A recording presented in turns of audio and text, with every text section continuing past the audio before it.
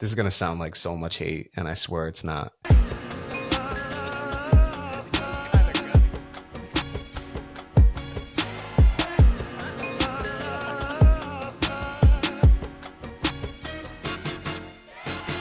Welcome to the Warner Brothers Podcast. I'm Kyle, joined as always joined most of the time, I should say, by my brother Keenan, and joined by Brandon Petty as well. What's up, fellas? What's going on? I'm great. Just talking to Branndon a little bit about the NCAA tournament and his Florida as he's wrapping now. So shout out to Florida in a real close game, and they got a good next couple games coming up. So that tournament's gonna be fun. Yeah, go Gators. Brandon, how you feeling about your squad? The old chomp. I'm not gonna lie. I think I talked to you a little bit. I don't know if I did or not. I was scared as hell on what was it, Sunday? I was like, even kind of when we started off on that little run, I was like, all right, it's gonna be. It kind of just felt like one of those games. Like I didn't even looking at the bracket. Like I would have obviously rather had Oklahoma. Yeah. And I told like my dad and like a couple of my friends, I was like, look, it's gonna be a closer game. Like than what people just think that we're gonna come in and dog walk UConn. Like that's not gonna happen. Like I didn't think it would be 2 points. I was thinking maybe like 6 to 8. But I mean, to be honest with you, when Diabate hit that damn near half court shot right before half, I was like, oh, this might be a game that we lose. And then we just come through at the end and play like we have majority of the year. I think that was probably our second worst game of the season behind the Tennessee game when we went to Knoxville and lost, I think, by 20. And then Walter Clayton just does Walter Clayton things. Just goes out there, like hits crazy step back threes. Like the dude gets a shot whether he's wide open or contested. And then, like I was telling Keenan earlier, like I think if you were looking at the box score, like I think the score is I think it's a little closer than what it probably would have been. Like, the half court shot, like 9 out of 10 times that's not falling. We missed a dunk. Our free throws, like we missed a ton of free throws. And then too, like Liam McNeely hit like a super deep three to end the game as well too. But I was pretty happy about it. Like, especially like UConn, like 13 straight March Madness games, like haven't lost a game in March in like 1,300 days. Like, ton of championship experience on the roster. They got lottery talent on the roster with McNeely. So like I was happy with it. Like I think a lot of people downplayed the matchup, and I really think it's big like for our guys to go in and like to knock off a team of that magnitude, regardless of what the record is. I don't care what the record is. I think a win like that is just a big statement. Oh, absolutely. Championship pedigree. Yeah, absolutely. So how do you feel about your chances against Maryland? So I like us against Maryland. Derek Queen obviously scares me. Derek Queen is super, super talented. They've got good guard play too. I think we'll be able to wear them down though. Maryland honestly relies on their starting five for, I think it's like 85, 90% of the production. They bring in guys for spot minutes, like Keenan was saying earlier. And really like, it's easier said than done, but if you get their bigs into foul trouble, then I think it's really going to handcuff Maryland. And plus two, we're super deep. Like we have, if Sam Alexis comes back, which I think he should, we could have up to a 10-man rotation. And like we've got guys like Denzel Aberdeen, Thomas Hawk, Handlocked, and guys like that coming off the bench that would start at a lot of other programs, especially Aberdeen. Like Aberdeen is a super high quality player. So I think we match up well. I could see it being a high-scoring game, like kind of tight at first, and then we eventually pull away at the end, probably in the second half. I wouldn't be surprised if it was like an 86 to 78 kind of game, and we end up coming out on top. I could definitely see that. So you got Elite Eight expectations. Go on, Kyle. No, I was just saying you got Elite Eight expectations. Clearly. Oh yeah, absolutely. Like if I honestly have Final Four. Like I think Final Four because like I look at who we're playing next, and it's the winner of, I think it's Arkansas and Texas Tech. Now Arkansas is super hot right now. I get that. We beat Arkansas in the regular season. Texas Tech is good, but like I really do think we're a top 14 in basketball. Like I think Final Four is what we should be looking at, and then say to ourselves, hey, are we playing Auburn? Like, who are we playing? Because it's going to be somebody on that side of the bracket. But I think I would be happy if we made it to the Elite Eight. Obviously, if we lost in the Elite Eight, then like it's a bummer. But like, I think it's a successful season. But like, I'm personally hoping for Final Four, possibly a national championship berth. I think we are good enough to get to the national championship. And if it were to be against Duke, I think that'd be a good game. Mm-hmm. Absolutely. Okay.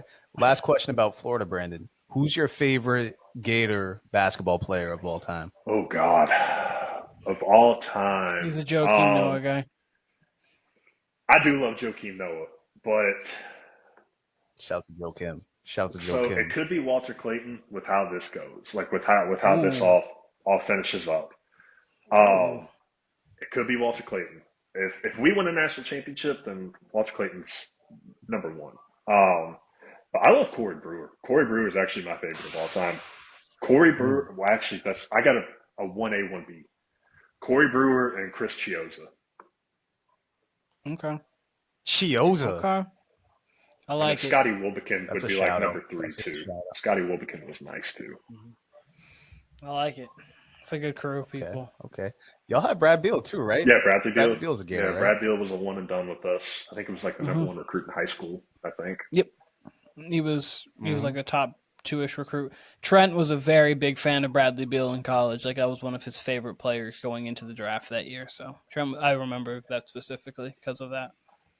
I love Bradley Beal. He was I honestly, like, a lot of the times I forget that he went through UF, but like UF, honestly, like in the past, we've had a lot of like high caliber high school players that have came through that just haven't panned out. Like I can think of 3 or 4 off the top of my head, like in the late teens and even like 2019, 2020 that were high caliber guys that just didn't pan out. Like just mainly because of coaching. Okay, I'm. Well, listen, fellas, I've got. Oh, go ahead, Ken. Go ahead. No, I was just gonna say I'm very excited for this tournament, like the next kind of crop, and I do think, I think there's a chance you get all 4 1 seeds, and I know that like obviously they're the 1 seeds for a reason, but a lot of the time you don't get all 4 1 seeds. You'll get a 2, a 3, maybe a Cinderella or something along those lines. But I genuinely think like you could get all 4 1 seeds, and I think this round could be some of the toughest games for the 1 seeds, especially I think Maryland's going to be tough. I do think if you get Tech or Arkansas, you guys should take care of business there. Like you should take care of business here too, but like it's going to be interesting to see. I do think that the Sweet 16 could be some of the toughest games for all of the 1 seeds, but I do think it could be a 1 seed Final Four, which would actually be kind of cool. I'm not going to lie. Yeah, that would be. I think it would be. Top 4 teams in basketball, like why not? Yeah, why not get the 4 best teams to play against 2 phenomenal games? That'd be great to watch. Yeah. Yeah, you do get that once in a while. Like I remember that happened a couple times back in my college basketball watching days, and it seems like it happens in the women's bracket more frequently. And I know that's some of the complaints I've heard from people talking about this tournament is that there is not a lot of Cinderellas. But it depends on the year. And I know some of the complaints about this tournament too is like, with this Sweet 16 coming up, how many of the teams actually have like their original starting 5 from even last year, let alone 2 years ago. There's so much movement that there's a lot of people that don't even have, or a few teams that don't even have starting 5s that have one guy represented from last year. Yeah. So needless to say, college basketball is in a different place. I'm as about a casual viewer as you can get. Like I don't even watch until tournament time, if at all, if I even check in during tournament time. So it's all interesting to me. Granted, I don't even watch college football either. So all of this is just from the outside looking in. I don't know how it would be to be someone who watches frequently. How would you feel with, there's not even this much turnover in the NBA or NFL as there is in college sports. So it's very interesting to listen to people's analysis from the outside of the college game and then listen to you guys who pay more attention than me, obviously, to the college game. So it's weird. It just seems like it's such a different place, obviously from 20 years ago, but even like 5-6 years ago. like when Zion was in college. So yeah, it's crazy absolutely. how much the game's changed. The NIL really kind of did all of it. So like you had that, and then like you also have to add in too, especially on the basketball side of things, where the NBA made it so you didn't have to go to college 1 year; you just had to have 1 year pro experience. So like, I know that's kind of been a thing, but like more people have been utilizing that. Like people like LaMelo, who you would expect to be a one and done in college, and it's like, no, I'm just gonna kind of go do my thing over here in Australia, and then I'm gonna go over here. So you kind of lose some of the talent that way too, but at the same time, I think you are going to start getting with the NIL deals, maybe not a Cooper Flag, but a Con Knipple. You might get like someone like that could stay a second year. If you see him, he's going to be a lottery pick, easy. So like he's going to be in this year's draft. But like there's some times where a player like that who might go 11th can see a class next year and he might be 3, and he might stay because he can get NIL money and then be in a top 3 pick to get a better contract and things like that. I know. Obviously, lottery contracts are lottery contracts, but like a difference between a 3 and an 11 kind of thing. So, could just be that. I just wonder if there's any regulation coming for the NCAA. If there's ever going to be any sort of regulation to where, like, you make a guy stay more than 1 year, or if there's any penalties for this type of stuff, or. I don't think so much in basketball. Like, I think they could. I see more of the regulation in football. Like, I think football needs it a hell of a lot more than what basketball does. I really think if they're going to do anything regulation-wise, it would be like the transfer portal. You don't, like I said, you don't really see it. Like, it's there in basketball, but it's not there as much as it is in football, where you've got guys going to 4 or 5 different schools. I could see them regulating that. And honestly, too, to your point, Kyle, like I could see like if there's a world where, like, say if someone signed an NIL contract, like let's say it was a big brand deal and they say, hey, you've got to, stay here for 2 years, like to get X amount of money, like what if that amount of money is more than a rookie scale deal? Like, I think that's something else that kids could potentially think about. Like you're starting to see, like foreign-born players come play college, like Kasparis Yakashonis for Illinois. Like I want to say he's Lithuanian or something like that. But like there's guys that are coming from overseas to play college ball now because of NIL. But I think they definitely got to regulate. They got to regulate something, whether it be with NIL, transfer portal, like just anything like that. Because it's honestly like it's like a professional league now. Like it's all like. Yeah. It's free agency. Yeah, it is free agency, and the thing about it too is I actually wrote about this today because there was like these very lesser players from Purdue, like there's 3 sisters they're transferring, they're in the transfer portal. But the thing is that I didn't even fully realize is there's like do not contacts. Yeah. So which essentially is, Kyle, for you if you don't know that, like teams and schools cannot contact that player, they have to initiate the contract. So like they even have more power over like their transfer. It's not like they can be coerced by like it's recruiting. It's literally like, no, I'm actually just going to talk to Alabama and Georgia and we'll talk to UF and then we'll be good. Like it's kind of crazy that that's a thing. It's kind of like if you had like a no trade clause, it's like, well, you run it by me and then I'll tell you what's going to go on. It's basically to make it so these athletes aren't too bombarded with a bunch of different schools at them, even though they kind of deal with that during the recruiting process anyway. So you think they'd be used to it if at 20, if they're used to it at 17, 18. Yeah. But hey, I don't make the rules. I just read them, follow them. And 9 out of 10 times they know where they're going to already at that point because they've probably already been tampered with. You see it all the time in football. Like I agree. They got to stop that. Like that's something that should. Yeah. You kind of have it like for the 9 times out of 10, you got an idea of where you're going, unless it's like usually the top prospects are like, well, 5 teams are saying that I could go wherever I want, so I'll wait.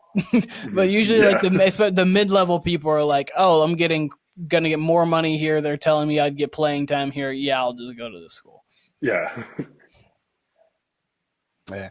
It's wild because I mean I know I saw that the transfer portal opened this past Monday. I mean, you got teams preparing for the Sweet 16 who then also got to recruit or at least got to check in with, who's coming into the school, who's checking out of the school. I can't even imagine being a coach in the NCAA. I was talking, I'm going to shout out Bill Courtney. He is now the head coach of the Miami Hurricanes. It was Jim Larinaga, but he got done. So now it's Bill Courtney. Actually, randomly enough, Kyle, dad has connections to him. So like through like a friend, like they have a mutual friend, dad and him. And when I was doing the Believe in Miami basketball thing, I actually did an interview with him, and I asked him about the transfer portal, and he was like, "Yeah, no, it's a season within the season. Like we've got our playing." We got our players, and then we've got like just a separate staff who's just dealing with transfer portals. And he was one of the guys, because he was the assistant coach at the time, that would make these house visits and talk to these other people. It's like you kind of got to prepare for it, and especially for the team, you almost get like it's so much going on at one point. It's kind of crazy. It'd be like if you put NFL free agency in January. It'd be like, okay, so you have the team. You'd be like, okay, so your like whole team's eligible for. It'd be like the whole team can go into free agency if they want to. So it'd be like, oh, the Bills are in the playoffs, and we've got Mac Hollins saying like, yeah, I'm fine with free agency. Or it's like you've got, I was like, okay, it's like it'd just be like, what's going on? Yeah, James Cook is like, oh, this might be my last game, boys. Like, I don't know. Mid-season, we're worrying about that when it's the most pivotal time of the year. So it's kind of crazy to think that that's what they do. They definitely should change it and push it back.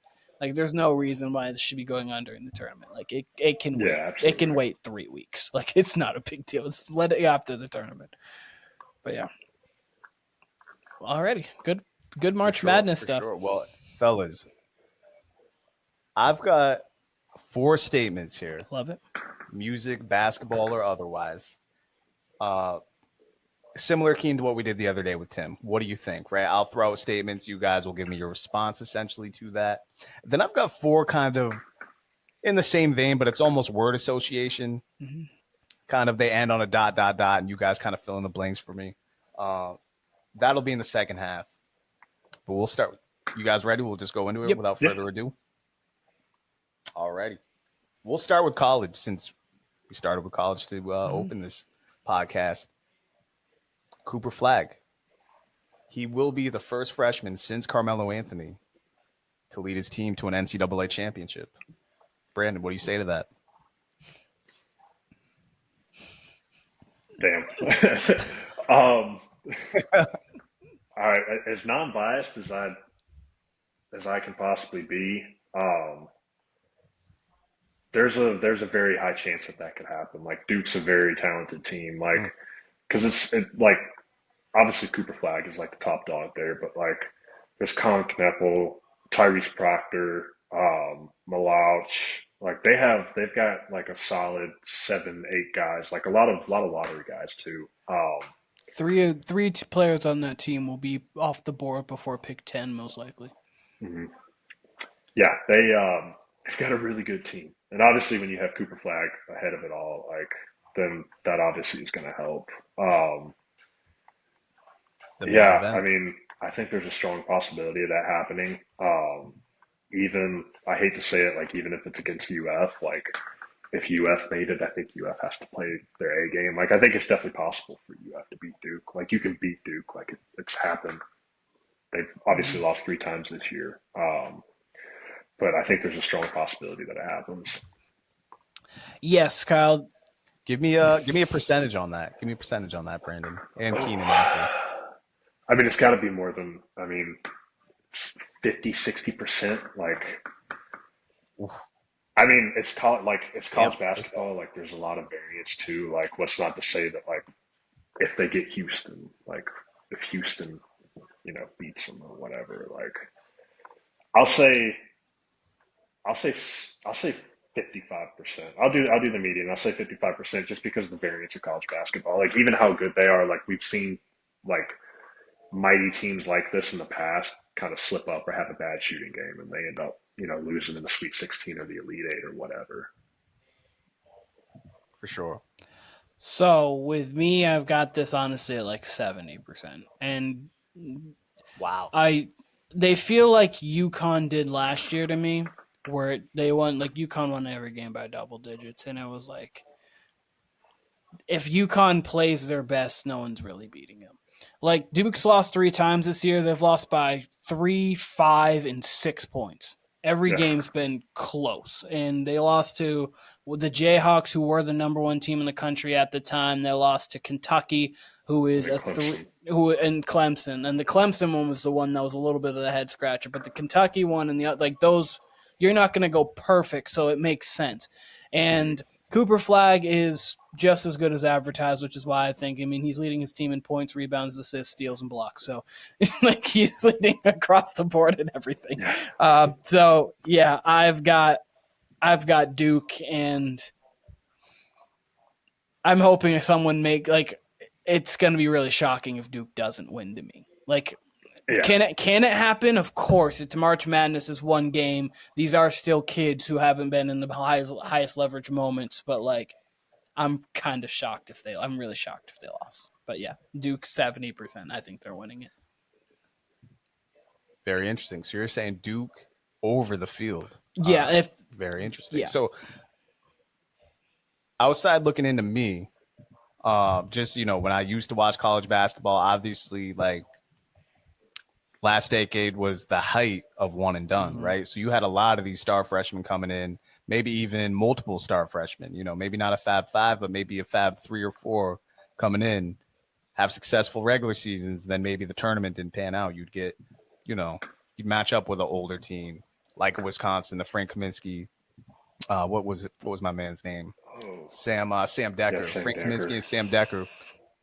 Catch them, in the NBA, yeah. The other guys, Karl Anthony Towns and them, they would wash a Sam Decker, Frank Kaminsky team. But in college, where you got 5 fouls, where the game's a little bit shorter, the game's a little bit slower, they can kind of play you straight up, head up, right? My understanding with this Duke team is that they do have more, not only more depth, but more versatility, right? They can play big, they can play small, and Cooper Flag's versatile enough to where you can kind of play him anywhere. You can probably play him as a point forward. You can probably play him as a stretch 5. And I think he's naturally a 4. I actually want to make a correction on my statement. I said first freshman since Melo. I got to give respect to Anthony Davis. He was probably the last one to leave his team, along with 3 other freshmen, I believe. Him and Michael Kidd-Gilchrist. There was probably, I think Marquise Teague was a freshman on that team as well, if my memory serves correct. And Cooper Flag's got a lot of similarities to the way Anthony Davis approached the game at 18, at 19 as a freshman. So I got to retract that statement and say since Anthony Davis instead of since Melo. The thing with Duke is they also do have some veterans. Yeah. Like they have veterans who are like in their lineup, not just veteran guys who are riding the bench. So like they have the 4 freshmen, the 3 that Brandon mentioned, and Isaiah Evans, who is also good. He's very talented. And then they've got like Proctor's a sophomore. They've got like a senior guard. Like they've got a couple people who can round out we have been there too. Like we've been playing college basketball for a while to go along with the insane talent that they have out of especially their top 4 recruits. So I think that they've kind of they have to play bad, and a team has to play near their best for them to win. They have to shoot bad from 3, but this year they have like all their best players shoot at least 35% from 3 for the most part, who take a good deal of them, or close to. All right, these next 2 statements have to do with the same exact team, revolve around the same team. First one, the Oklahoma City Thunder are going to make it to the NBA Finals with 6 losses or less. So first round, semifinals, conference finals combined, 6 losses. I'm going to answer this one really quickly, Brandon, because you're thinking, no, they're too young of a team to blitz everybody like that. And I don't think they're good enough to be that dominant. Because I understand 6 losses. That means it's 4-2 every time, at least. If not, it's 4-1, 4-1. And I think you could see not a Clippers team. You could probably see either a Minnesota team or a Phoenix team that could give them a little bit, maybe a game, sure. But then I think in the second round, you're going to get a very tough opponent. In the conference finals, you're going to get a tough opponent. I could see them 7 in the conference finals. I mean, I guess if they went 4-1, 4-2, 4-3. So I guess, but my bet would be no. But I think it's possible. It'd have to be 4-1, 4-2, 4-3, I think. Yeah, I agree. I'd say it's like 50-50. Like they'd have to go on an incredible, which I understand they've been a great regular season team, but like the playoffs, like if they ran into like Denver, you know, um, LA, some Golden State, those two teams have yeah, so much like veteran presence on it. that's what I'm thinking. Like if they I have run a into side Denver, like afterwards. that's a 7 games. That's got to be a 7 game series. Same thing with LA. Like if they lost 4 or 5 games, I'd be surprised. Like I think they could lose 6, 7. Like Hmm. if I had to give it a percent chance, like I don't know if I could pick an exact one, but it would definitely be over 50. Like Yeah. I'd say like anywhere from like 50 to 75, like somewhere in that time, somewhere in that frame, like put it wherever you want it at, but Hmm. somewhere there. Yep. That they don't, that they lose more than Yeah, that they six. lose more than 6. Yeah. If they make the finals, I could Okay. see them Okay. 16-7, 16-8. Mhm. Still very good. Don't get Okay. me wrong, but like I mean, theoretically, could they? Loaded West. Theoretically, could they do it? Yeah, but the West is just so loaded. I don't think like the Warriors. If they played them, they're getting 2. Steph's actually never had a series where he's won less than 2 games. So like he's like book it. He's getting to a game 6, and like I could not see that Thunder team blitzing the Lakers. Like I'm Or the just saying those two are Nuggets. just Yeah. insane. Like and Jokic and Murray, especially if you get a good Murray, I don't see them getting less than 2. And so like I just see like a lot of these teams, I see them at least getting 2, and that's assuming that every series is only 6. It's hard to do. So they Yeah. possible, yes. Would I For bet sure. it? No. For sure. For sure. I mean, I don't have it either other way. I go back and forth on whether I even have OKC in the finals or not. Hmm. Brandon Petty and we talked about that the other day, actually, about Yeah. OKC in the finals. I just know the people who do have them in the finals, like they don't really see anybody else in the West competing with them unless it's a Denver or maybe if Golden State sneaks through or maybe they get Golden State early. There's still a lot of seeding to sort through in the West. Still here with about 2.5 weeks to go in the regular season. Hmm. Um, Super interested to see how the West shakes out. The East, we kind of know what direction it's going a little bit, though I do think there is going to be some shakeup. Shit, we got. I mean, I was talking to you, Keenan, last podcast about the Bucks and how maybe you should be a little afraid of them. And then here goes Dame with a blood clot, Blood clot, yeah. which seems to be more and more common with star players these days with blood clot. So hopefully Dame gets better. But you just never know this time of year. It seems like the NBA, even more than the NFL, is riddled with injuries going into the playoffs, and it's insane, especially Yeah. over the last decade. Yep. Moving on, sticking with the Thunder. This one about SGA. SGA, Shai Gilgeous-Alexander, is the best scorer since Michael Jordan. No. Yeah. There's a guy named Kobe Bean Bryant. That alone. Yeah. No. So here's the thing. The argument, like it's an interesting argument if you go like him versus Kevin Durant, and the reason being is I think Kevin Durant has the best tool bag maybe ever when it comes to his scoring because he can do it from 32 and in. But like when it comes to best scorers of all time, as Kevin Durant's been so lethal and so efficient, he doesn't have those explosive games you would think. Like, he's never had 60 in a game. And so you're like, Yeah. and obviously 60 is tough, don't get me wrong, but like think of all the great scorers they've had 60. LeBron, Steph, obviously Jordan, Kobe, Luka.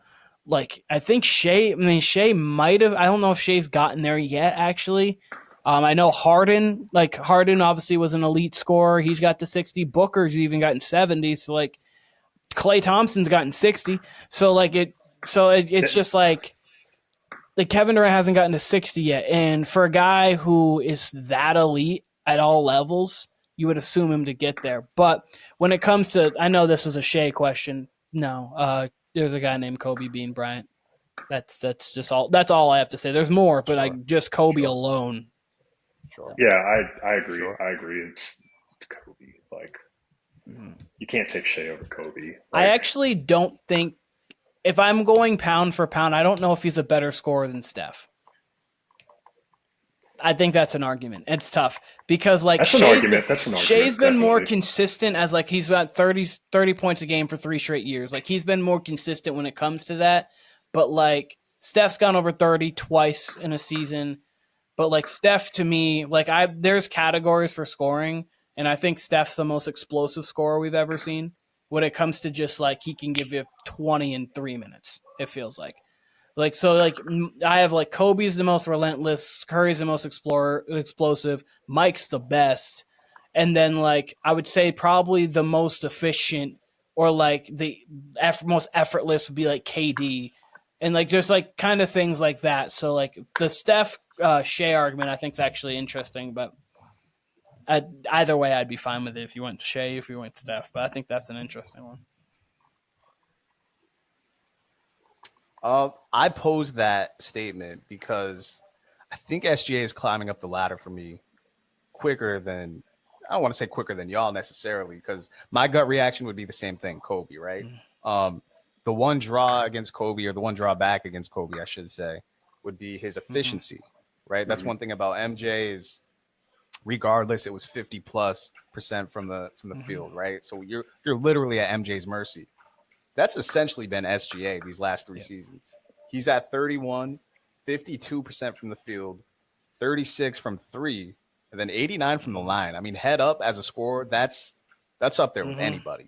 And that's crazy efficient. I didn't realize he was doing that from the line. So, I mean, and then what he does in the Olympics, he's carrying Canada. That's really where he caught my attention as a scorer. I mean, I've always loved his game since he was at Kentucky, really. He's got a little Brandon Roy to his game that I really like. But man, in the Olympics where you can really dog a guy and you can still hand check, and he was scoring just as easily as he would in the NBA where, you kind of got free reign. You're at the offensive player's will. That to me, because I know Trent, you mentioned Trent earlier, Keenan. Trent and I have had the debate over SGA or Tatum. And yeah, all around Tatum, like 2 ways, Tatum's probably a little better, maybe a little more valuable than SGA. But offensively, there's not many players I would take overall I don't over know if SGA. He's better. Offensively, I mean, Yeah, I don't know. What's up? No, if he's more valuable. I'm just saying 2 ways as a defender, on-ball defender. Tatum's Chase Kinda sneaky him. good. Yeah. SGA's always. No, I'm not saying I he's a know. bad defender at all. I'm not saying he's a bad defender. He's always been a good I don't defender. know. But Like, Tatum, if I was taking Tatum's been on ball. On ball, Tatum's been one of the better defenders. Oh, absolutely. Tatum's great. Don't get me wrong, but like Shai's also like one of the best. Like he's showcasing this year. He's one of the better on-ball defenders, along with putting up 30. So For like, sure. but no, Tatum Shai is actually an interesting conversation. I think that I don't know, but I think Shai's better. If I'm starting a team. Oh, I'm taking Shai over think Tatum. But if you're going most complete, like can do everything. Like, I don't think either of them have holes in their game, so I think I would probably pick Shai just because I think he's the better player. But, like, I don't think either of them have really any holes in their game. But, like, no, neither one does. And I think that's funny because I actually think all around Tatum's like 99 to Shai's 98. Slightly better, just all around. But I probably agree with you. If I'm starting a franchise, I'd probably take SGA before him. But then again, like I said, I think as a scorer, I think SGA he's in MJ territory, but I also think Kobe's do you think he's a better scorer than Steph? I think I'm just curious. That's tough to say. Like when I'm saying scorer, I'm saying more like clear out, give me the rock type of thing, where Steph runs around screens a little more. Steph obviously can get it from the ISO, but at the end of a game, man, SGA is up there. Like there's not many players. KD included, Devin Booker included, Kyrie included. Not many players I would take SGA over for having the last shot. Like I'm just so confident he's gonna get a clean look at the end of games. He's just got so many. You talk about KD having a bag, man. Like SGA's got counters on counters. So I just really love how his game's developed. His mid-range step back is one of the most lethal things. He's so quick because he has the hesitation step back. So he's like here and then he'll step and it's so he can break anybody off. You can't defend it. You can't defend it. It's nasty. Can't defend it. Can't defend it. I would agree though. I mean, the obvious names come up, Ken. Like you said, Kobe, KD, Steph. Kyrie's obviously incredible one-on-one. But I do think it's worth throwing out. And I'd love to see where SGA is 3 years from now. That's all I have for OKC. And I just want to say this because it's been on my mind.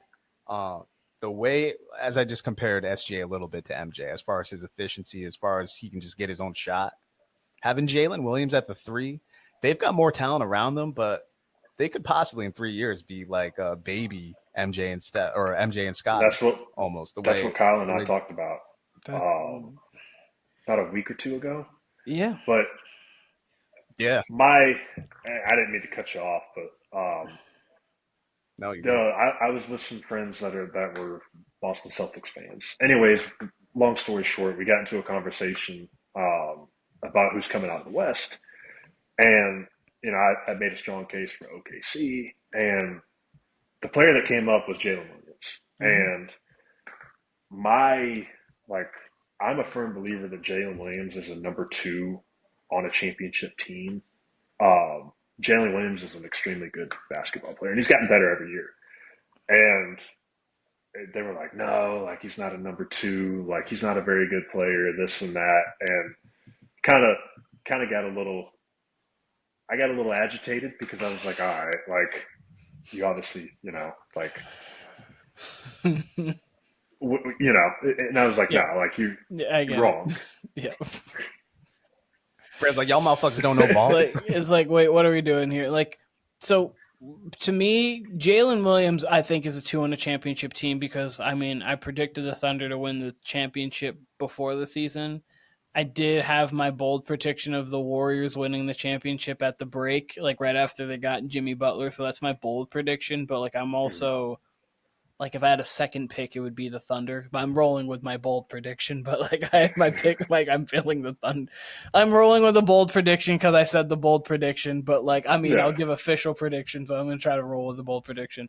But I truly think the Thunder are the best team in the league right now. It's between them and Boston. So. And I think Jalen Williams is very good. I think he does a little of everything. So. Yeah, for sure. Yeah, they just remind me the way SGA handles the offensive load, the way MJ did, and the way Jalen Williams can kind of do everything else. He can play make a little bit. He can score a little bit. He's obviously an elite athlete. Still super young, the way Scotty was when he came in. MJ was already established. I could see it trending in that direction. Lou Dort as Ron Harper. When you got. Yeah, right. Yeah, and that's the thing. When you got Lou Dort and Chet Holmgren and all kinds of Tony depth Kukoc. on top of still draft picks to go, they're just set up for Tony Kukoc. What you said? I said Chet's the advanced Tony Kukoc. Yeah, Chet. Yeah, Chet's like American Lou Blanc or some shit. They're just set up. They're set up for real for the next 15 years. I've never seen a franchise be able to just have longevity while being able Paul to George trade right looks now. better by the minute. Yeah. Every minute. It's man. Shout out. They also have their bench players locked up too. Isaiah Joe, Aaron Wiggins, they gave all those guys contracts. Yeah. They got a ton of What's depth. next? All right. Last statement I have. The contending team in Los Angeles is the Clippers. For me, that's a no, and it has specifically to do with Kawhi Leonard and only Kawhi Leonard. So I can't go from I have no faith on James Harden in the playoffs to expecting him to be the best team on a playoff team, best player on a playoff team like that. Because right now, I don't think Kawhi has it in him every night. I know he's been playing very well, and don't get me wrong. I hope Kawhi can. Because when Kawhi is when healthy, he's still an amazing basketball player. He still has top 10 potential. It's just can you trust it? Because he could go into game 3 fine and then be out in game. He was last year. He could be out in game 4 and just be out for the series by a mysterious injury that no one saw during the game.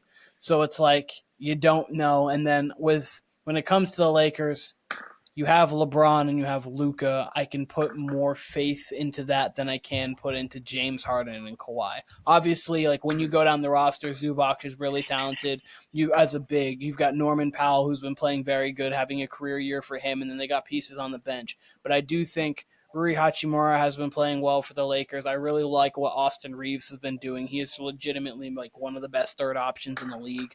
So you have those kind of pieces there, and then I think everybody falls in line. Jackson Hayes plays well with Luka. So I would go with the Lakers. just because I don't trust Kawhi. If you gave me a fully healthy Raptors Kawhi, then I think it's an argument. Yeah, I agree. Like I said, you don't really know what you're getting out of Kawhi. You don't know if he's going to play 3 games, if he's going to play 7 games. Mm-hmm. And they don't have enough. Like, if Kawhi's not playing, they don't have enough. Like, I agree they have a good bench. They have good role players. But, like, Harden, Norman Powell, and Zubac just aren't going to cut it against Braun, Luka, Reeves, and their supporting cast. Like, I think it's LA, and I think it's very convincingly, or I think it's the Lakers very convincingly. The Lakers. Okay. Interesting.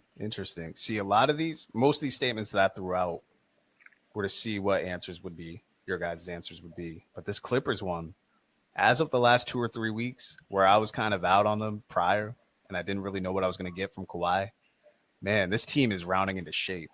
And the difference would be your guys' worries about Kawhi and his health are fair, obviously. That's all we've seen really since he became a Clipper. Obviously before he became a Clipper as well. But difference being, I mean, he didn't start his season until January. Clearly their whole hope here was, hey, it doesn't even matter what the regular season looks like for Kawhi. We're going to give him half the season off. We'll bring him in halfway through the season. We'll manage him that way, back-to-backs, whatever. And I think it's notable that they kept Kawhi. They didn't have to sign him long-term. They could have let him and Paul George go. They let Paul George go, and we see the results. He clearly looks, a little bit washed, if not all the way washed, right? They kept Kawhi, and when Kawhi's healthy, he's looked like 2019, 2020, whatever Kawhi. Like, I've never seen a guy be able to just take half a season off, and then when he comes back, he looks the same. And it only takes him like 2 weeks to look the same as the last time we saw him at an elite level. Yeah. I don't know, man. That Cavaliers victory, the way they played the OKC Thunder this past Sunday, just the defensive level they can play with. Harden as a secondary option. I mean, he does look great. I know Harden's playoff history. I mean, I've been on the whole Harden's a choker train forever, or just a weak ass playoff performer. Sure, but man, the way he's playing, the way Kawhi's playing, I disagree with you. I actually like the Clippers' depth way more than I like the Lakers. After you get me past Reeves, after LeBron and Luka, obviously, it's not really much I like on the LA roster, playoff-wise. I like Rui. I like Finney Smith, too. Rui's I think Finney Smith. Finney Smith's nice, sure. But I'm saying, talent head up, kind of like what the Clippers have. And, I know you guys are more on the Lakers train than me, but I can't help but think about like what's going to happen inevitably when Jackson Hayes has got 3 fouls in the first half, picks up his 4th in the third quarter, and you really essentially got no big to go to. And they already, I mean, we saw him got waxed by Chicago this past Saturday. Chicago put up 150 on him. I can't get that type of stuff out of my head with LA. I just don't think they can defend at a high level. I don't see this team getting 8 stops in a row in the postseason. Whereas the Clippers, they can do that in their sleep. They can get stops all day without Kawhi. So if we actually do get Kawhi for a full series here and there, man, I don't see any team putting him away in less than 6. Right? I don't see anybody getting him out of there in 5 games. I don't know. And especially with the home court advantage, I don't know where the Clippers sit right now. I think they're at the 7. 6. But man, actually, if they get up to the 6. They're the 6 because they won today. They have the same record as the Warriors, but they have the season series. Actually, the Clippers play the Warriors the last game of the season. I think that game could be for the 6. Interesting. Very interesting. Yeah, I would not want to see the Clippers at all. Same thing with the Warriors. I wouldn't want to see the Warriors at all either. Those are 2 teams I absolutely would not want to see as a high seed. Before we move on to your next thing that you have, Kyle, I just want to say this out loud. On February 28th, I placed a bet that Draymond Green was going to win Defensive Player of the Year. At that moment, it was plus 8,500. I put $10 on it.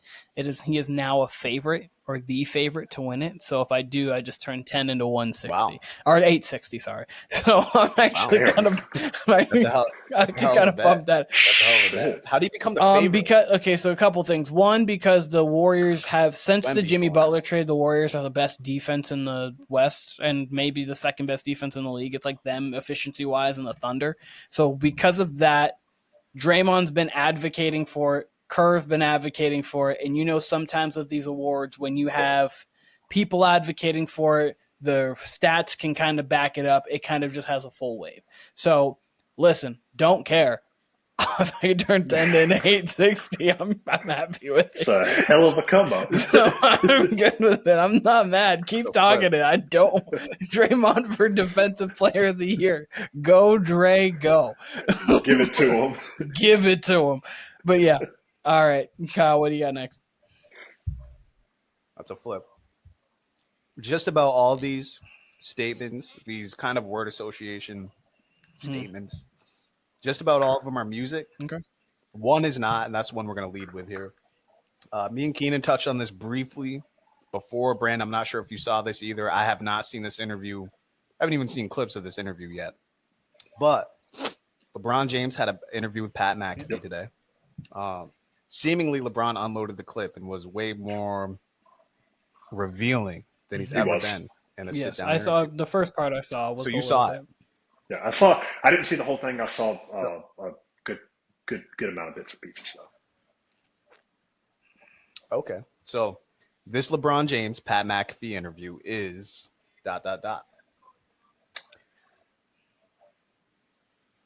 Keenan, you want to go or you want me to go? Yeah, I'll go real quick. It's random, but very much liked.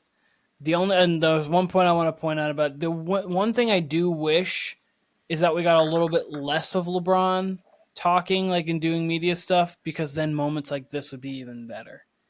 Like, when like Tom Brady was like coming out and doing some media stuff and like really getting involved and like you're hearing his opinions on things, it was like, oh, we haven't heard from Tom for 20 years, and then now he's starting to talk, and it's actually kind of cool.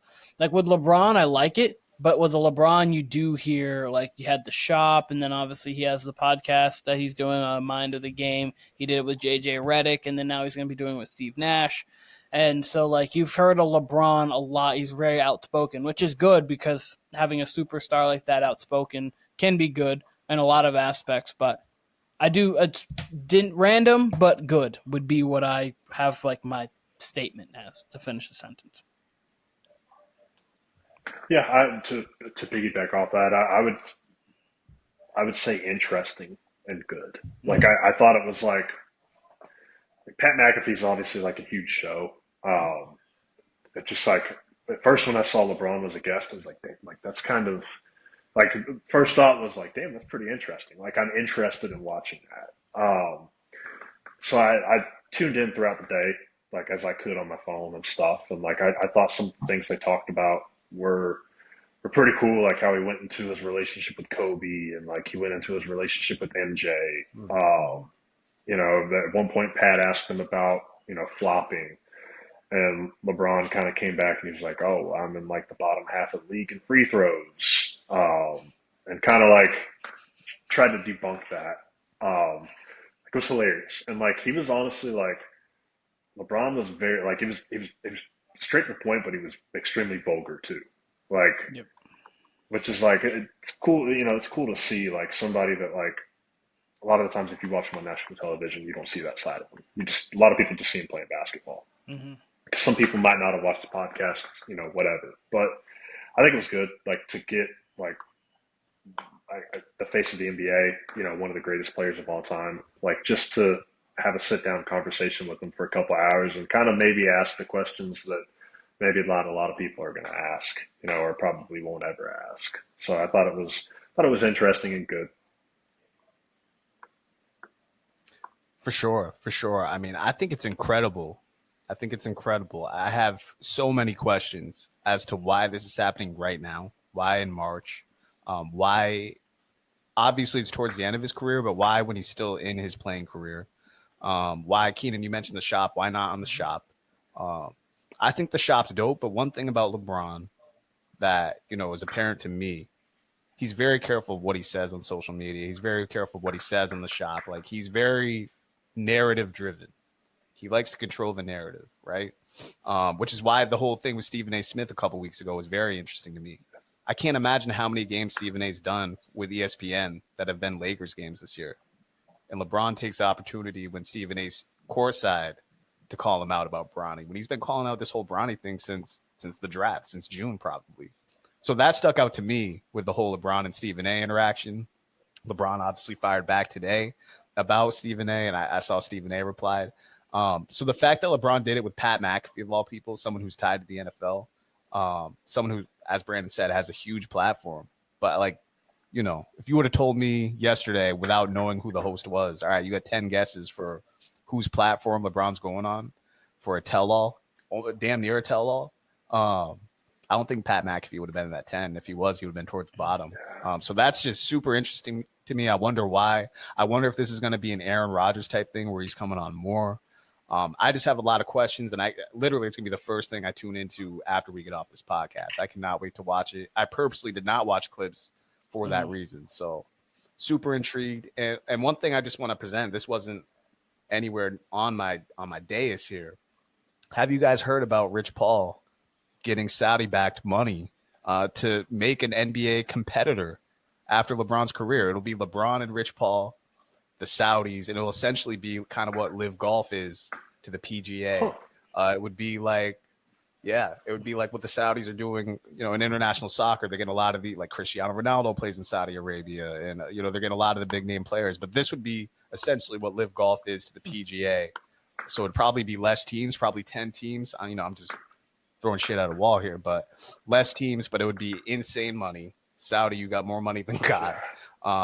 It would be backed by LeBron and Rich Paul, of all people. And that's very interesting to me, obviously, because, I mean, the NBA's given LeBron everything, and LeBron's given everything back to them. You know, it's been a very mutual relationship for them. And then for them to have what would essentially, you know, take star players away from the NBA. What do you guys think about that? I couldn't see it. Like, I don't know. Like, I just don't think, like, I think it would turn into, like, I understand you get the money there, but, like, I don't know, like, even with the money, I could see it being like a G League kind of thing, but maybe like a little bit higher up of a level. Like, was the ABA and the NBA cool at the same time? No, you had half the best players there, half the best players there. I don't think it would be half and half because I think everybody, like, the NBA is the goal. But I do think that you would get some of these younger stars that are like, sure, why not? But then you want to see them on the NBA level. I couldn't. LeBron loves the game too much that I couldn't see him doing it. So I don't like it though. Well, LeBron's not. No. LeBron's gonna be a part of it, probably. Well, no. That's what I like. Regardless of when it is, LeBron loves I think the game too much and has given so much to the NBA that I don't think he would want to dilute the history of it going forward. That's just my personal opinion. I have no idea. Well, I mean, but he is involved. I mean, that's reported. It's him. Oh, no, I understand that. I just can't. I don't know. I just when it comes to it, I just can't. I just can't see it. I'd have to see it to believe it. But I don't like it. That's kind of where I'm at too. But I mean, Saudi money's crazy. I mean, so what if, let's say, I don't know, pick a player, pick a superstar player. Let's say when their contract's up, let's say LaMelo. It seems like the person that would play in the league. Like sure, this. LaMelo. Yeah. Let's say it's a 40-game season, and you're getting $50 million, guaranteed $50 million for 3 years, 40-game season. How many players are turning that down? My thing is, what's the viewership like? Like, you know, like what are the crowds going to be like? Like, you know, that sort of stuff. Like, that would be a case. It would probably be like, I could see it being like a bubble situation where it's a Vegas league. Like I could see it being like a world tour. I just don't see how it would be my profitable. Guess. Like, because the NBA's there. Like, I just like, especially if you're showing up that much money. Like, I don't know. Like, I'd have a hard time seeing that because what I'm kind of putting that, like, what I'm associating that with is like the XFL.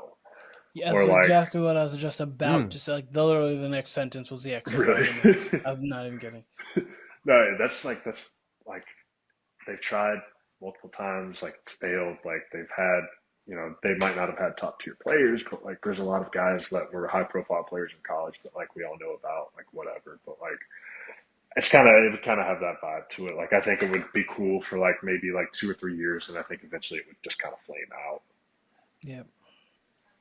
Very interesting. Very interesting. I think my gut reaction would be similar to that of both of your guys' opinions. But the thing that gets me is that Live Golf is still here, and I never would have thought Live Golf would still be here. 3-4 years ago, whenever it started.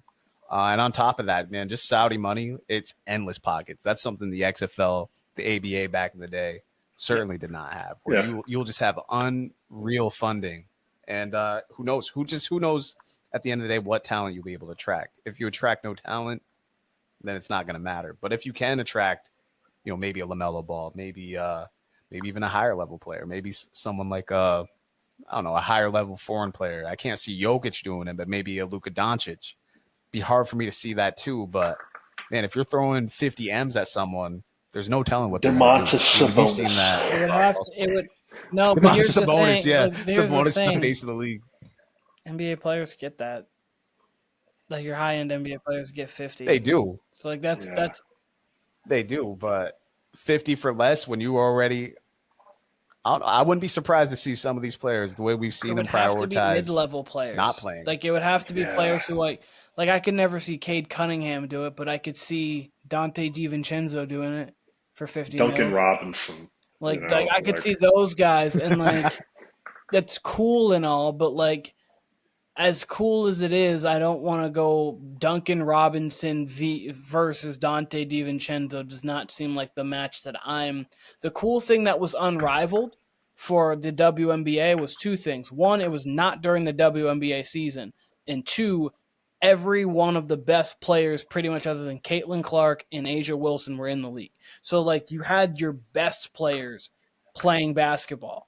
So it wasn't like, oh, I'm not going to watch the eighth. I'm not going to just led by Nalissa Smith. Shout out to her. She's a great role player. Good, big, can stretch the floor. But Nalissa Smith is not leading it. No, it's Nafisa Collier. It's Brianna Stewart. It's Chelsea Gray. Jackie Young. These are all Olympians. They just played in the Olympics, these players. So if you had that, then sure. But I can't picture Tatum just being I'm going to take. You would have to offer $100 million for Tatum, and maybe then he would maybe, that. I think that's where it starts. Yeah, I think it would take $100 million to get a great player like that because he can get 70 in the NBA, be on a higher platform, get more endorsement deals from it, and grow. So as cool as the idea would be, I just don't think it would live. It just make more sense to try to expand and be one of the two expansion teams and have a team in Vegas. That makes more sense to me. I think the only way it would work is if they kind of took an approach to foreign-born players. It's probably more money than what foreign clubs are offering. Yeah. I think it would be a good spotlight for some of these guys that maybe don't have the draft recognition, or anything like that. Would have been a perfect person for this. Before, obviously, the Olympics really put him back on, but obviously he went to the NBA. He wasn't really all that great with the Celtics, and then he ended up leaving. But a player like that being able to get $20 million to play high leverage basketball against some of the best players in the world, and then maybe an NBA team is hey, we can do that, and he has the choice at that point to be do I want to go play in the best league or do I want to go make more money? So I think players like that, I think the foreign thing would be the way to go with it. And maybe you could sneak a young Luka. Obviously not he got into the league Luka, but he's 16 years old and the NBA is the pinnacle league, but I can just stay over in my home country maybe, or somewhere where I'm familiar with and make $30 million doing so. I think that could be the avenue for it, but that's just my thoughts. Very interesting. Very interesting. I mean, look, if this league does happen let's say 3 years from now, let's say LeBron retires 3 years from now, yes, there'll be expansion in the NBA by then, we assume. Would I be surprised if there's 2 or 3 high level players that jump ship, especially with the backing of LeBron and Rich Paul? If this was Mark Cuban, let's say a billionaire like that, I'd be more skeptical. But with LeBron and Rich as a background, that gives it instant legitimacy.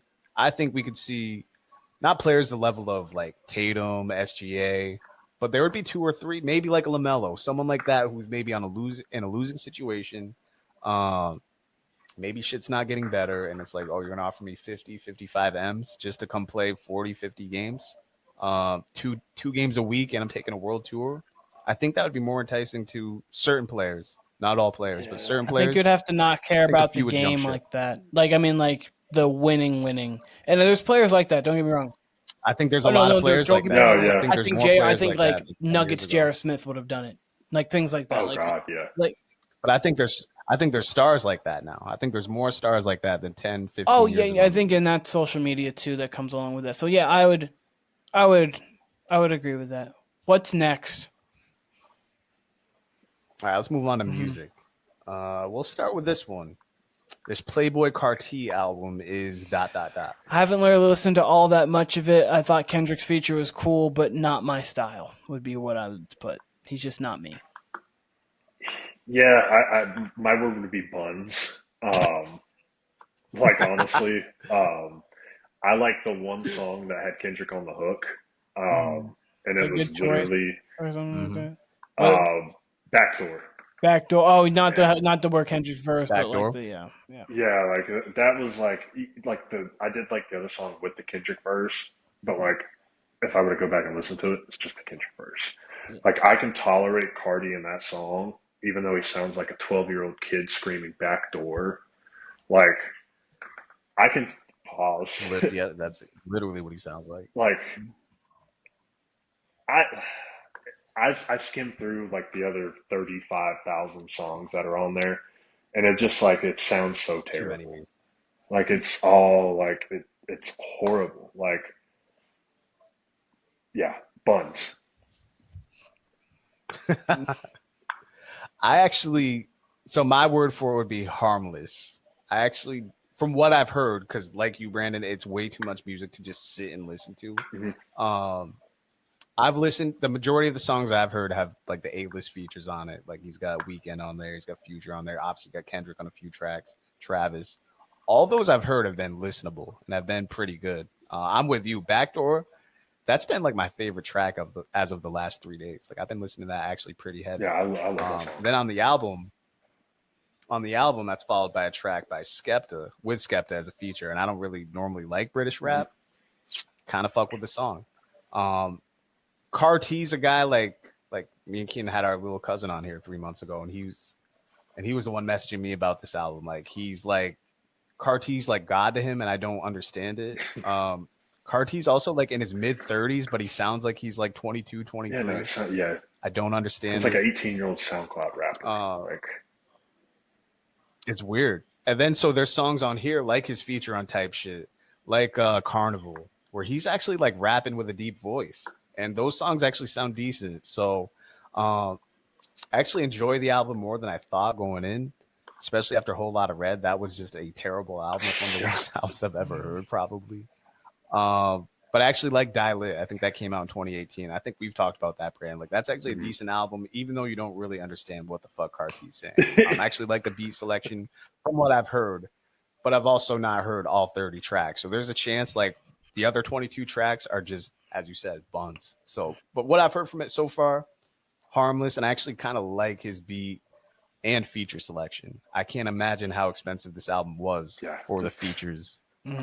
And the production on top of that. Especially Kendrick alone. We're running right, exactly, yeah. And Future, and he had Thug on there too. That's one of the first Thug post-jail features. All right, I got a few right here. Let's go with Drake's next album will be ... Not won't. Drake's next. Brand's making all kinds of Drake's faces. next album will be make or break. I think that it depends on when he makes it. It depends on when it comes out. It depends on what's on it and how it is.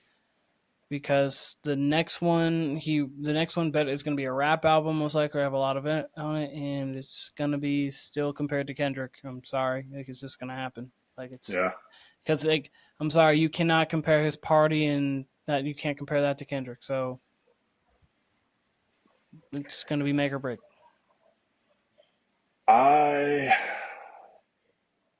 agree. Like I can't really think of anything else that it would be. Like Keenan said, like it's everything you do from here on out is just, oh well, hey, Kendrick did this, or hey, Kendrick's album sold this much, or hey, Kendrick had this feature, or hey, he had this song. Like you're gonna be going head to head with Kendrick now, whether you want to or not. So like I think it's got to be high quality music. Like he can't come out putting a 22 track album out with, you know, 10 good loose cuts and then you've got a bunch of filler songs in there. Like you can't be doing that. Like it's got to be, especially if it's a rap album, I think it's got to be 12 to 15 like good rap songs where you're going back to maybe like Nothing Was the Same kind of vibe. Because that's one of my favorite Drake albums. That's one of my favorite albums in general. Love that album.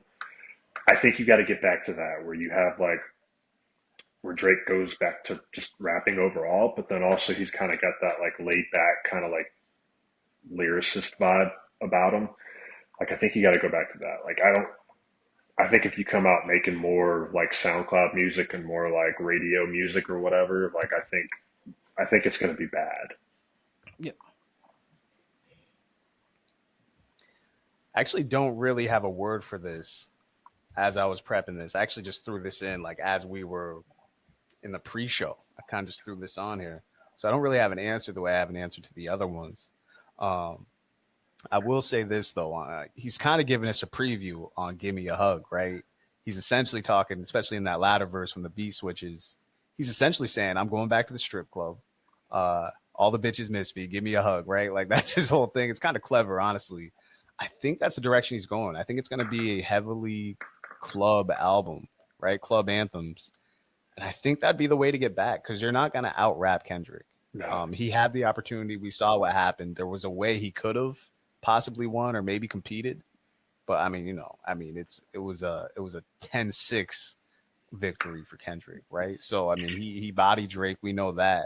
There's no point in Drake going back and forth with him. So I think if Drake goes back to like, I don't know if he'll be able to make music with Future, but if he's making music with whoever, maybe not these Gen Z guys, like you said, the SoundCloud sound, Brandon. But if he's going, maybe if he's got Young Thug on there, if it's like a 21 Savage featured album, I don't know. But if he's going back to the club, trying to make music for the strippers, get Wayne. Yeah, I can't believe Nicki they don't Minaj, make way more music. Travis Yeah, Scott. get Wayne back. Like Wayne is still like Travis. Yeah. Wayne can Patch still rap. things up Wayne with can certainly still Kanye. rap, Like so. I don't really care. Like just do something. Figure it out. By the way, I should have included a Kanye question. Kanye's got his album up on YouTube, and it was up on Apple Music the other day for 2 hours maybe, but I guess it got taken down. But I heard it was a good album. I didn't see that, so I don't know. Oh shit! But as far as Drake goes, man, if he catered to the clubs, especially if he catered to the strip club and was just making music for women, which I mean, that was a large part of his success anyway. From his early on in his career, obviously in his prime till now. But if it's, like the last few albums where it's more catered to Gen Z, I think it'll be streamed a lot, but I don't think it'll really matter culturally. Like Keenan said, the last one was a dud, I think, overall to everybody. Yeah, I got a lot of streams, but didn't really matter in the large scheme of things. But I think if he caters to the club, and I'll say this, I've said on here multiple times when it's gotten brought up, like I'm really not feeling a Drake album. I don't really care to hear Drake. And he dropped with Party on Valentine's Day, and it was kind of cool, but it was kind of a boring album in my opinion. But it was okay. It was more of a Drake album to me. Mm-hmm. Weirdly enough, I'm kind of anticipating some Drake music. I wouldn't mind in June or July to hear a new Drake album. So if he comes out in the summer and it's all club hits, I wouldn't hate it. And I would not have said that 4 weeks ago. So my opinions changed a little bit for whatever reason. I guess time heals all. Moving forward here, though. Keeping it music. Album I am most looking forward to for the rest of 2025 is... Whenever Kendrick drops. I think Kendrick's going to drop again. I've been returning to the GNX, the sample song like on YouTube that's only dropped in the one that he led the Super Bowl with. But that song just needs to come out. Wait. We even made it 6 months out, Keen? You already want another Kendrick? When I hear him, we go body for body. I open a body. I open like term. It's like, yeah, that's it. That's what I want. That's GNX didn't hold you no, up. like all right. Kendrick. Anyone else? Anyone else secondary? Secondarily would be a lot of the artists that I listened to dropped lot last year. To be quite honest with you, so I mean maybe J. Cole, probably J. Cole's project, but that'd be it. Yeah, I would have to say one would definitely be Kendrick. Like, would not be mad at all with a new Kendrick with a new Kendrick project. Like honestly, like GNX with how great it was, like I would have appreciated 12 more tracks on there. Like, or just like throw me some bonus tracks, But if I had to pick someone else, I'm trying to think, like a lot of my favorite R&B artists have already dropped, or like Keenan said, dropped in the past year or so. Let's go with, I guess, Travis Scott. Like Travis Scott hasn't. I mean, he dropped Utopia back in 23. Like, but give me a Travis and a Don Toliver collab album. Give me that. We need that. We need that. We need that. They are like Nash and Amari Stoudemire. Like they just fit so well together. You know what I mean? Like it's like they've been making music their entire lives together. They're seamless. I don't think they've ever made a bad track together. We are getting Jack Boys too. I did see really? that. So that's not quite a collab album, but I mean it'll be new Travis and Don music for sure. I'll take that if that's what I can give, and I guess I'll be happy with it. But Travis did drop a single, like a month ago, maybe, month and a half ago, maybe it was January. Dropped it within the last 2 months. So it does seem like he'll be coming out this summer. He usually seems to drop in July, his last 2 projects anyway. Mm-hmm. So that would not be a bad summer at all. Oh, yeah, I definitely. Keen, you got something? No. What do you mean? I thought you were looking to. No. You're good. No, I was saying I don't know if you had paused for just a second. I don't know if you had just seen the group chat there in there. Let me check. I wasn't sure if that was what you're saying. But we were talking, so I didn't want to go. But I actually have to go because I do have to get. Oh, I actually have one more question before we go. Though I did not see anything in the group chat. To answer that real quick, I think my artist would be Brent Faiyaz. I could say older artist. I could say like a Rick Ross or Jeezy, but that would make me sound like 47 years old. I said Fab, I think, the last time me and Keenan said something regarding this question. I can't remember if it was in our year end or if it was like last year even, but I know I said Fab when it came to this. But the one that comes out to me or sticks out in my mind that hasn't dropped in a little bit would be Brent as of right now. And then the last statement would be the music I've liked the most that's dropped in 2025 would be ... Talking 2025, I don't really know what's dropped. Give me just a second. I have like Saba's album that just dropped. I gotta give that a listen. That just dropped. It's called From the Private Collection of Saba and No ID. That would honestly probably be the thing the most, because other than that, I haven't really listened to a whole lot in 2025. I don't think I have either. No. And then there was obviously like SZA's Deluxe I liked, but that was like at the end of 2024. And then random one. Shout out to Alessia Cara. Those would be the 3. Okay. Yeah, I can't think of anything off the top of my head. I feel like a lot of stuff that I've been listening to has been 2024, like Don Todd, like Hearthstone Psycho, Don Todd, like stuff like that, like old R&B. Like it's been slow so far for music releases, I feel like. Yeah, I've been kind of all over the place as far as what I've been listening to. As far as 2025 goes, the project I've liked the most that dropped, and I'm kind of disappointed, Brandon, we talked about it, was the They project. And the reason why I'm disappointed was they had 3 singles, right? They gave us 3 singles leading up to that Valentine's Day release. And they were all heat. The intro, all heat. The intro was like a minute. It was like not even lyrics, right? It was just a smooth intro. So that's 4 tracks. But the album was 10 tracks. So they really only gave us 6 new tracks. So that I was disappointed in.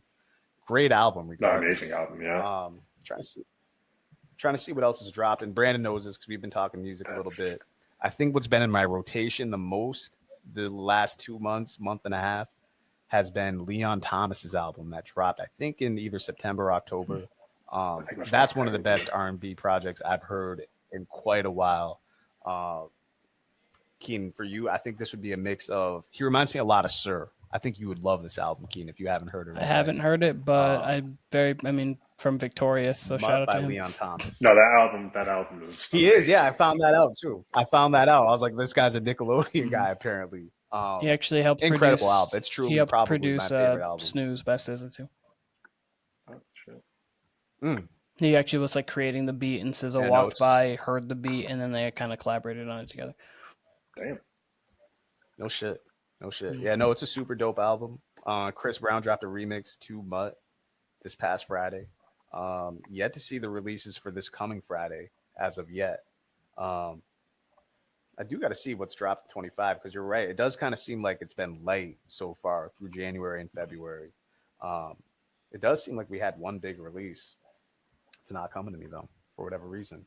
Fellas, any final thoughts before we dip? Not at all. This was great. This was fun, and we will be back. Me and Keenan for sure will be back Sunday. We'll see who's in tow with us. Fellas, this was a lot of fun. We covered a lot of ground. Yeah. Can't wait to see you guys soon. We'll be back. TikTok, YouTube, Instagram, follow us, view us, Spotify, Apple Music, stream us. We'll be back. Peace.